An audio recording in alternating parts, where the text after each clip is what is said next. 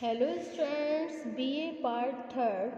Today our topic is एक उत्तम निर्देशन की आवश्यक विशेषताएं. Essential features of a good sampling. Okay students, so without wasting much time, we should start this video on this topic. Essential features of a good sampling.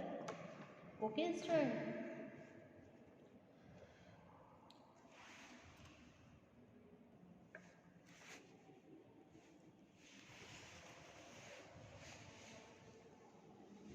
According to P.V. Young के अनुसार an adequate sample is one that contain enough cases to ensure reliable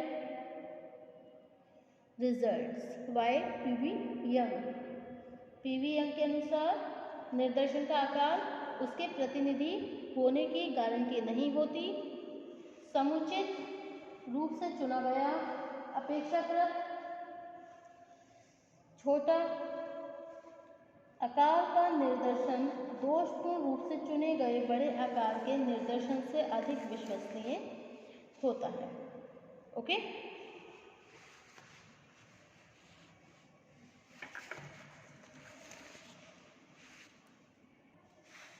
So these are the all points of essential features of a good sampling.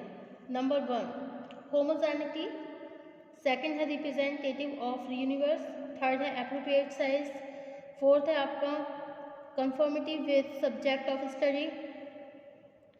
Fifth है logically sound and six है free from individual bias. Okay. So these are the all points of essential features of a good sampling. Okay student. Now we explaining all these points. Okay. एक उत्तम निर्देशन की आवश्यक विशेषताएं. निर्देशन तभी उपयोगी होता है जबकि उसका चुनाव बहुत सावधानी पूर्वक किया जाए. पीवी यंग ने लिखा है कि निर्देशन का आकार उसके प्रतिनिधि होने की गारंटी नहीं होती. ओके. समुचित रूप से चुना गया अपेक्षाकृत छोटे आकार का निर्देशन दोषपूर्ण रूप से चुने गए बड़े आकार के निर्देशन से अधिक विश्वसनीय होता है. ओके. इसका तात्पर्य यह है कि निर्देशन चाहे छोटा हो अथवा बड़ा, इसमें कुछ विशेषताओं का होना आवश्यक है जो व्यक्तिगत पक्षपात की संभावना को कम से कम कर सके. इन विशेषताओं अथवा आवश्यकताओं को निम्नांकित रूप से समझा जा सकता है. नंबर 1 है आपका रिप्रेजेंटेटिव ऑफ यूनिवर्स. समग्र का प्रतिनिधित्व. ओके. क्या है? समग्र का प्रतिनिधित्व.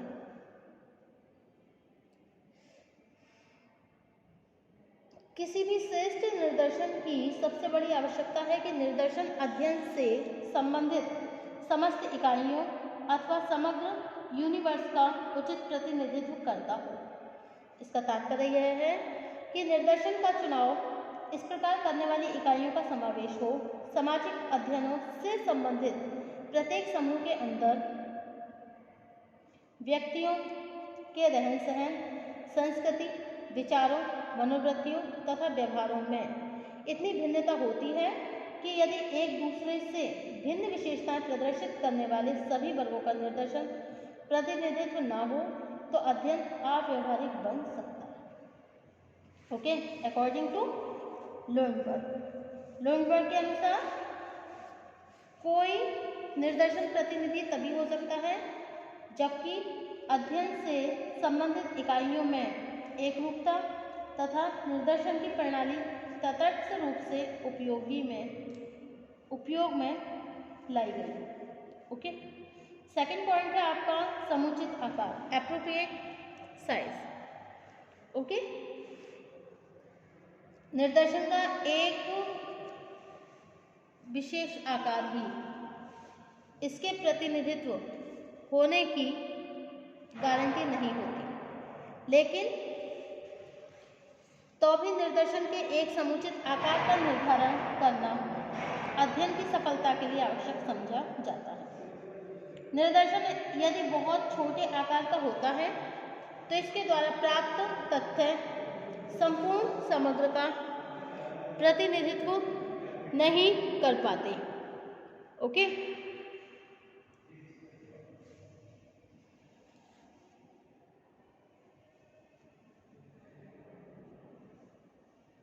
दूसरी ओर यदि निर्देशन बहुत अधिक बड़ा होता है तो उससे संबंधित सभी इकाइयों का गहन और सूक्ष्म अध्ययन करना कठिन हो जाता है।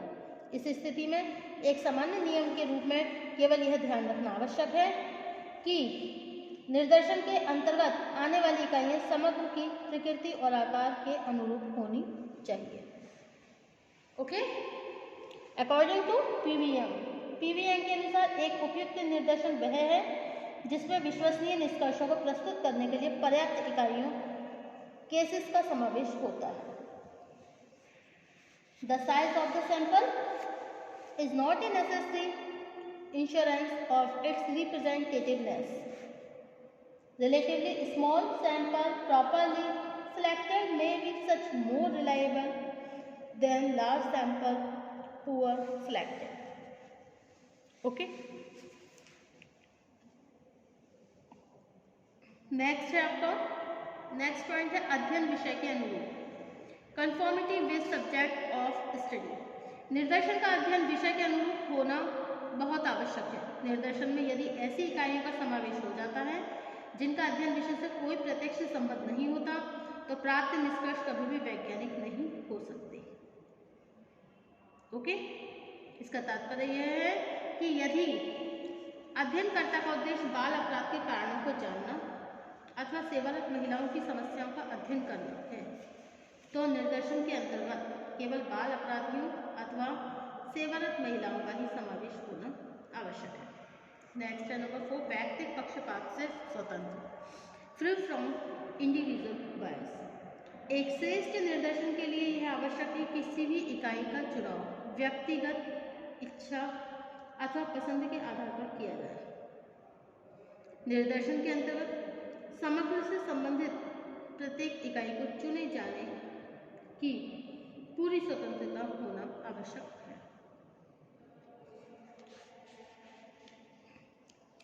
नेक्स्ट है आपका सजातीयता। ओके। होमोजेनिटी, सजातीयता का अर्थ क्या है? निर्देशन के अंतर्गत चुनी गई इकाइयों का बहुत अधिक विरोधी विशेषताएं ना पाई जाती हैं। ओके। मतलब निर्देशन के अंतर्गत चुनी गई जो इकाइयां हैं उनमें बहुत अधिक विरोधी विशेषताएं नहीं पाई जाती हैं। यह सच है कि यदि समग्र की प्रकृति विविधतापूर्ण है तो निर्देशन के लिए चुनी गई इकाइयां भी एक दूसरे से भिन्न प्रकृति की होंगी। ओके। अब नेक्स्ट है आपका तर्क पर आधारित, लॉजिकली साउंड। किसी भी अच्छे निर्देशन की एक आवश्यक विशेषता उसकी वैज्ञानिकता है। वैज्ञानिक ज्ञान जहाँ एक और किसी निश्चित कार्य प्रणाली पर आधारित होता है वहीं इसमें तर्क का स्थान भी अत्यधिक महत्वपूर्ण होता है। ओके। अब नेक्स्ट है आपका व्यवहारिक अनुभव पर आधारित। Okay. Based on practical experience, एक उत्तम निर्देशन केवल तर्क पर ही आधारित नहीं होता बल्कि इसमें अध्ययनकर्ता के व्यवहारिक अनुभवों का समावेश होना भी आवश्यक है। अब नेक्स्ट पॉइंट है हमारा निर्देशन के प्रकार। निर्देशन के प्रकार, निर्देशन की विभिन्न प्रविधियों की सहायता से जिन अनेक प्रकार के निर्देशनों को प्राप्त किया जा सकता है उन्हीं को हम निर्देशन के विभिन्न प्रकार कहते हैं। इन सभी प्रकारों को संक्षेप में निम्नलिखित रूप से समझा जा सकता है। नंबर 1 है देव निर्देशन, रैंडम सैंपलिंग। ओके। निर्देशन के सभी प्रकारों में देव निर्देशन सबसे अधिक महत्वपूर्ण तथा सर्वाधिक प्रचलित प्रविधि है। अकॉर्डिंग टू गुडे तथा हार्ट, गुडे एंड हार्ट के अनुसार देव निर्देशन के लिए समग्र की सभी इकाइयों को इस प्रकार क्रमबद्ध किया जाता है कि चयन प्रक्रिया समग्र की प्रत्येक इकाई को चुनाव की समान संभावना प्रदान कर सके। Okay. The units of universe must be so arranged that the selection process give equal probability of selection to every unit in that universe. Okay. Next है आपका देव निर्देशन के चुनाव की प्रविधियां। Okay. Technique of selecting random sampling. Number 1 है lottery प्रणाली। नंबर 2 कार्ड प्रणाली, नंबर 3 क्रमांक सूची प्रणाली, नंबर 4 टिपेट प्रणाली। तो number 1 lottery technique, okay. Number 2 card प्रणाली, कार्ड टेक्निक। नंबर 3 क्रमांक सूची प्रणाली, sequential list technique. And number 4 Tippett technique मतलब टिपेट प्रणाली, ओके। एंड नेक्स्ट आपकी ग्रिड टेक्निक, ग्रिड प्रणाली, ओके। देव निर्देशन का महत्व, इंपॉर्टेंस ऑफ रैंडम सैंपलिंग,